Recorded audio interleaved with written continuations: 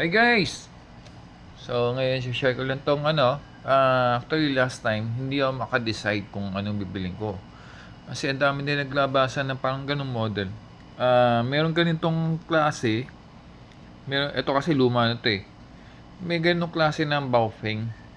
So tingin ko ganun din siya kalaki, ganun lang. Kasi ito, luma ko to with extended battery. So yung lumabas ngayon, pwede na rin siyang kagaya nito. Pwede rin siya ma-scan ng mga local analog channel. Then at the same time, syempre may AM, FM band na rin siya.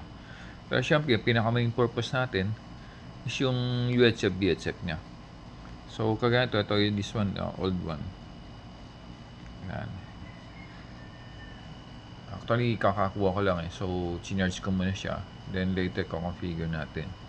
Pero guys, sulit na sulit. Kasi pipilihan ko is yung Baofeng or yung ganitong Motorola.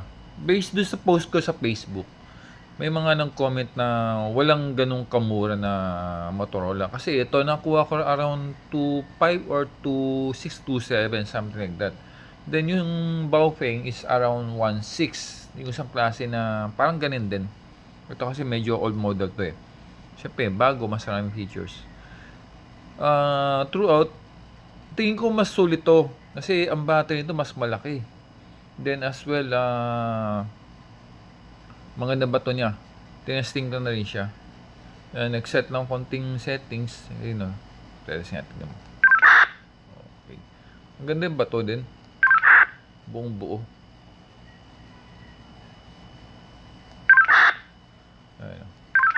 Ang kagandaan dito, guys, yung mga bago ngayon, yun nga, nakita nyo, ayan o.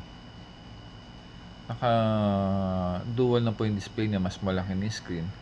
Then, ito po, naka-channel, pang-channel to. I think it's around 30 channels. Tapos ito po, syempre, volume. Then, siguro mas maintindihan nyo sa unang tingin yung mga menu niya. Ayan po. So, ito menu okay na. Then, ito yung exit. And ito siyempre yung common, yung pag-lock, saka yung channel frequency mode. Yes, ito sa radio. Ito yung pag-push to. Then same time, ang bago rito. Guys, ano na siya oh. Yan natin kasi medyo against the light. Ayun kita na guys. So ito yung pagtanggal ng battery. Ito yung paa para tumayo. Ayun guys oh. Type-C charging na rin siya. Pero syempre, aside sa Type-C, pwede rin po siyang i-stand. May kasama po 'yan. Ando lang po sa nakatabi. Tinabi ko muna. Pero iyan na ulit yan. Iabangan niya, i-update ko po ulit sa inyo. Okay? So, guys, sulit siya. Kasi mga ngayon dati mga charger stand na ganyan lang siya. Yung desktop type. Siyempre, kung nasa bahay kayo or what, dadalhin medyo bulky. Unlike ngayon alos lahat, meron na tayong mga Type-C charger. So, very convenient. Ngayon, even though sabi niya branded, kasi parang ang tunay brand to is Sunway. Saka, wala namang Motorola na nagko-cost ng around 2,000 plus. Kahit na sabi mong second hand siya. Tapos ganitong model pa.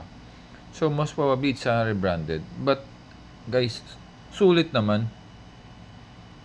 Di ba? Ito kasi pang yung clip to eh. Ayan guys, so. Ayan. So, overall, ganda siya. Hindi kayo magsisisi. Diba? Hindi nga lang, medyo kailangan kapain. Oh, so yun, pinatay mo. Baka may amano tayo sa music. So, yun guys, what else? Welcome. Okay. Ito, test natin.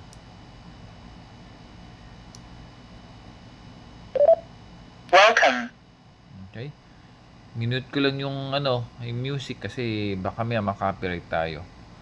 So, at least yan guys para may idea kayo. Okay? Don't forget to follow, subscribe. Okay, guys?